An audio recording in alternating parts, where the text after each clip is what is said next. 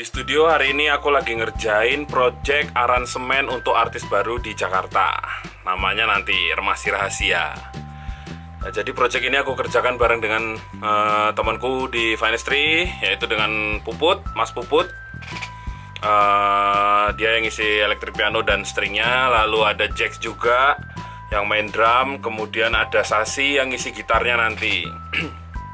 Sudah setengah jalan.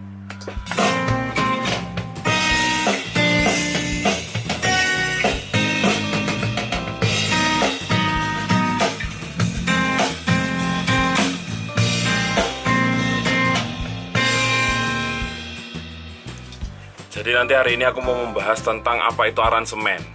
Kenapa musik itu perlu diaransemen. Kemudian sebelum masuk ke tahap rilis, setiap lagu itu pasti mengalami perombakan.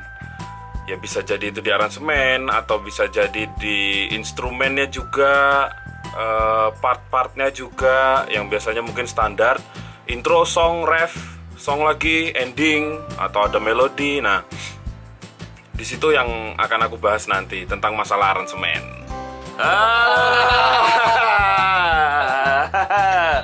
Apa itu nama videonya tuh? Ini belum ada namanya, aku sampai sekarang aku masih bingung ya. Woi, Ada kabar buruk, pemirsa. Membran kickmu jebol.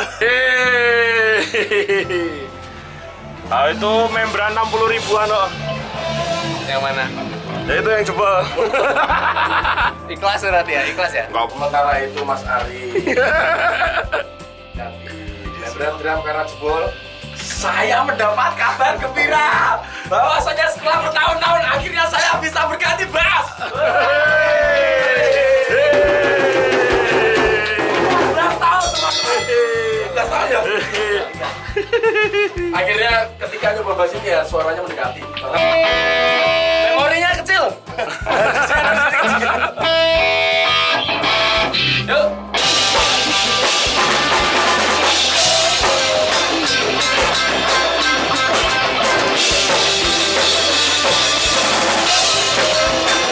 Ini dia Mr. Puput yang membantu dalam pengerjaan proyek aransemen. Nah, aransemen itu apa sih? Aransemen itu sebuah proses penataan kembali terhadap satu karya yang sudah ada menjadi sebuah karya yang baru. Nah, ini tujuannya macam-macam, bisa untuk pertunjukan live ataupun untuk rekaman juga. Kemudian juga bisa bertujuan untuk memperbarui atau memperpanjang usia karya kalau memang kita mengcover lagu-lagu yang sudah ada dulu. Ini berbeda dengan songwriter atau komposer ya. Jadi kalau songwriter atau komposer itu kita sama sekali tidak tahu bentuknya. Misal saja ini handphone ya. Ini kita belum pernah tahu bentuk handphone, kemudian ada orang yang menciptakan handphone. Nah, ini namanya komposer atau songwriter. Dia mencipta sebelum ini ada. Kalau kita sudah tahu ini ada handphone, kemudian kita memperbaiki LCD-nya menjadi lebih besar. Kemudian ini ada casing tambahan yang di belakang, kemudian speakernya ditambah 8 misalnya. Ini kita mengarrange, jadi menata ulang, menata kembali, memperbarui. Begitu. Nah, syarat-syaratnya sebenarnya simple sih, tapi memang ini satu ilmu yang tidak bisa dipelajari hanya dengan satu kali belajar. Jadi ini harus berkesinambungan, harus update begitu. Syaratnya misalnya saja kita harus memiliki pengetahuan teori musik yang baik ya, tentu saja itu. Kemudian harus paham organologi instrumen. Organologi itu misal kalau kita membuat ritme bassnya kayak gini, kemudian ritme gitarnya kayak gini, jangan sampai tertukar, yang bass untuk gitar, yang gitar untuk bass. Nah, ini organologi itu cara memainkan instrumennya dan bagaimana teknik-tekniknya begitu. Kemudian harus memiliki wawasan pendengaran yang baik juga. Semakin kita banyak mendengar referensi, Referensi penting sekali berarti ya. sangat apapun, jangan hanya Dangdut, barang. harus jangan hanya berpegang pada satu referensi saja.